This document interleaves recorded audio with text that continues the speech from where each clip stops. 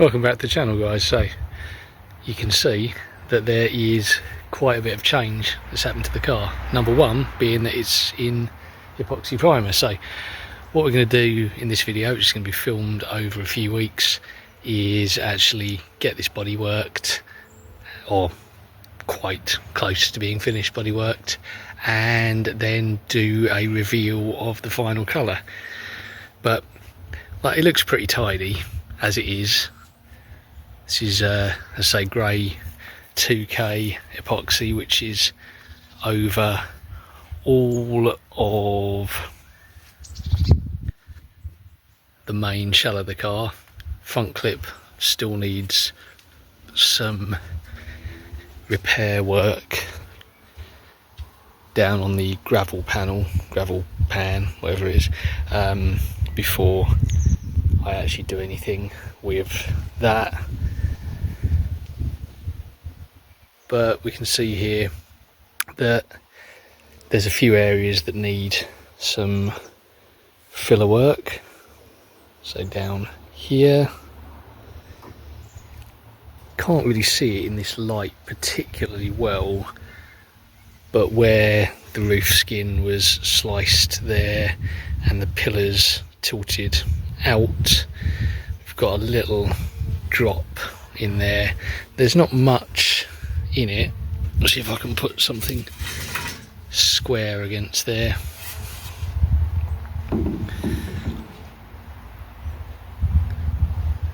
It's going to be about 5mm or so at its absolute thickest to take that out. So this has only been on here at time of filming for like 24 hours.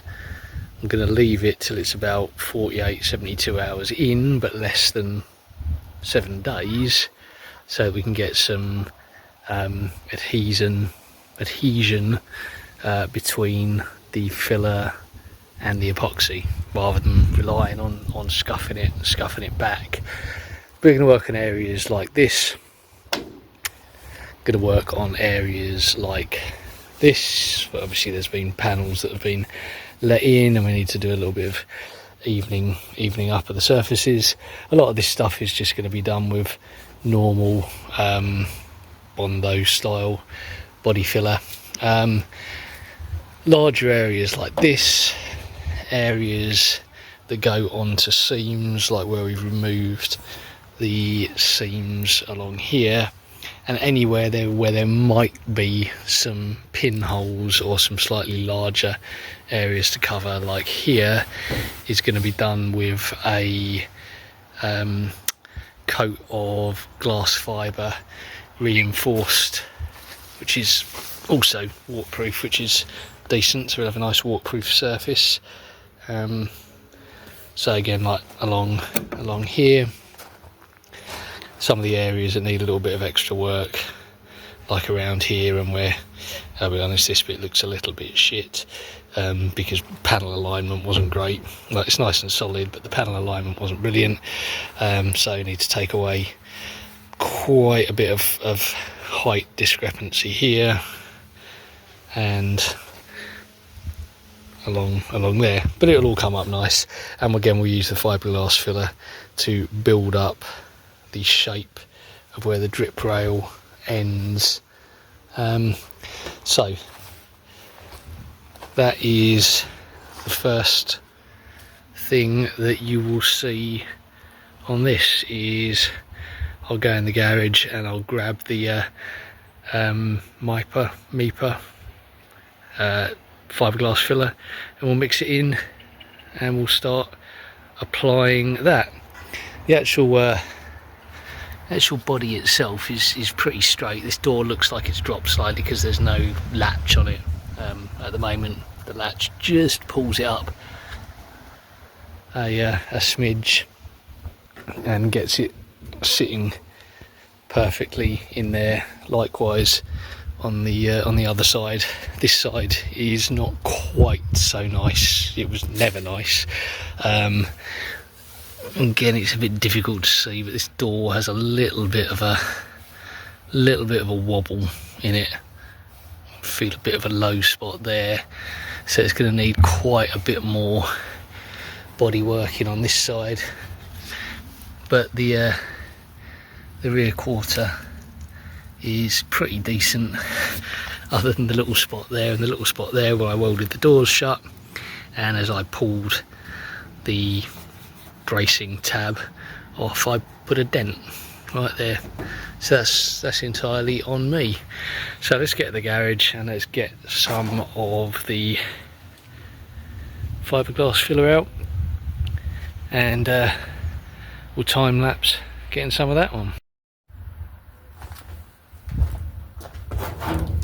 So here we go, it's the glass fibre reinforced putty, some hardener, and I'll get to mixing this up and slapping it on here on some of the deeper sort of areas that need filling, and then we'll use some of the normal filler on the other bits.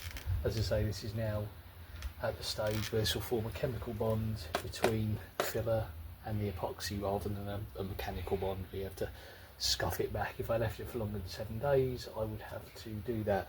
I won't film mixing it up, mainly because I hate doing it, and I've got to try and make sure I get the amount of hardener right, because it's getting very, very hot out here and I don't want it to cook off too quickly.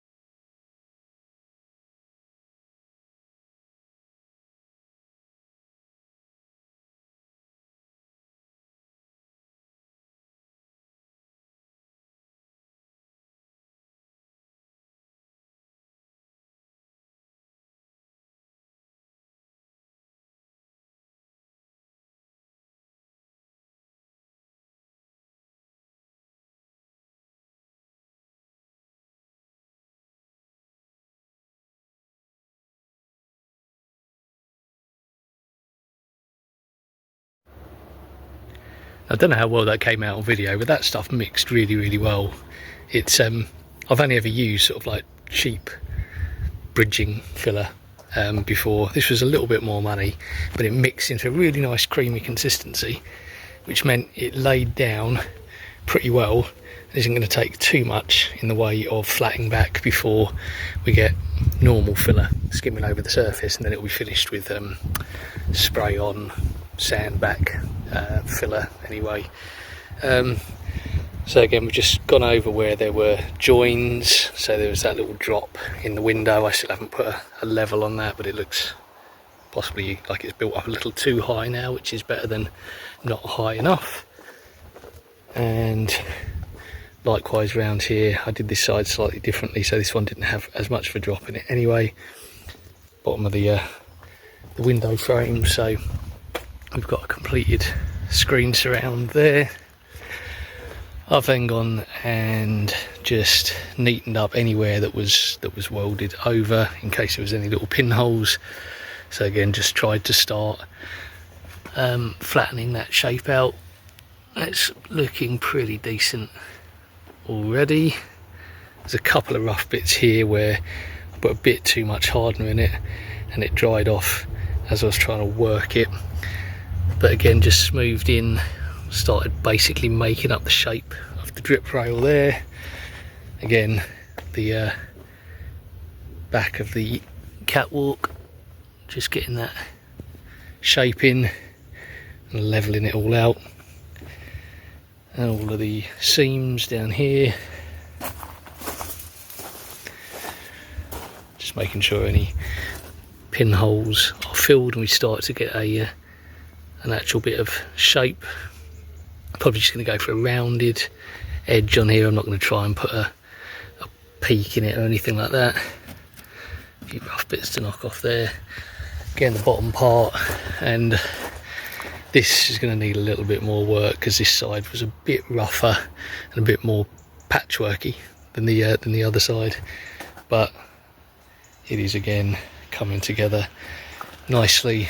Just built up some of those bits where I'd knocked the door in the quarter panel, as I mentioned earlier on in the video. A couple of little bits around that wheel arch that were a little bit deeper, and a repair that I had to do down here where I had to weld a new bit in where the car fell off the jack and split the quarter panel open. So that's stage one, and we'll leave that to dry off, and all of these areas in here are going to be done with your standard polyester filler, as there's no weld holes. Not that there's weld holes in the other bits, but there's no huge dents or anything like that, so I should be able to do those with just polyester filler either later today or at some point during the next week. So beginnings of bodywork on the main chassis, main body, whatever you want to call it. Body would be useful because it's a body, not a chassis. Are coming on. Quick plea from me before we crack on with the next bit. Looking at the latest sort of stats on the channel, there's probably only about a third of you that watch the videos who are subscribed, and it really kind of helps my motivation every time I see new subscribers. So it is free. If you wouldn't mind clicking the button, I'd be pretty damn grateful. So whilst we're leaving that to dry on there, I want to try and get on some of this. Again, same company, but this is just your traditional plastic putty, you know, polyester filler. I'm going to work around the window surrounds, so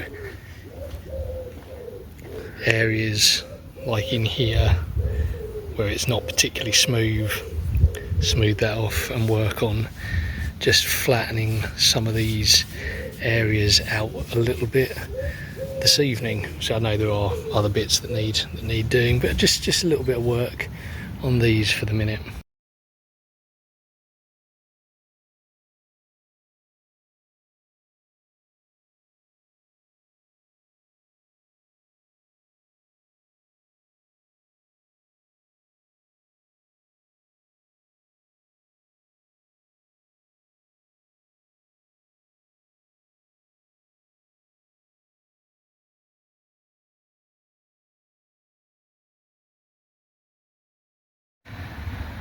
Well, I won't film too much more of that because well, it's all pretty much the same. The worst area that needs a skim coat is this this deck boot area, so I've just started chucking some on there. Might be able to get quite a lot of that out with high build primer, but I don't know, so I will filler it anyway. But yeah, and any more of that stuff, it's just going to look exactly the same. So I'll do that off camera and we'll come back for the blocking stage. But yeah, so we've just flattened out the door areas, just taking out some of the unevenness where you can't really see it in this light. All you can see is the shadows of the where I've swiped it over. But it's all an even shape now, and should block out quite well, and then we'll see with some guide coat whether it needs anything else.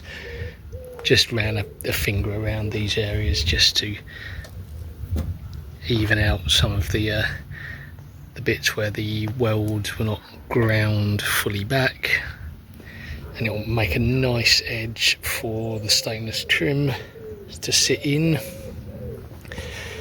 Likewise, just a little skim over the A pillars there, and as you probably saw in the time lapse, same story around the other side in exactly the same places because the doors were done in exactly the same way. So a little bit around the A pillar and the joint there, and again just skimming the B pillar on the door, the B pillar on the car, and just around those sorts of areas there. And there was a bit that I hadn't done with the green filler here. I don't want to put anything over the top of this yet until it's blocked back, which I don't want to do till it's had a chance to cure a little bit further. But it's coming along pretty well, and once those are blocked back, should look decent, and we'll get some high build on there. Obviously now it's gone from being one nice uniform colour to being multicoloured again, but such is life.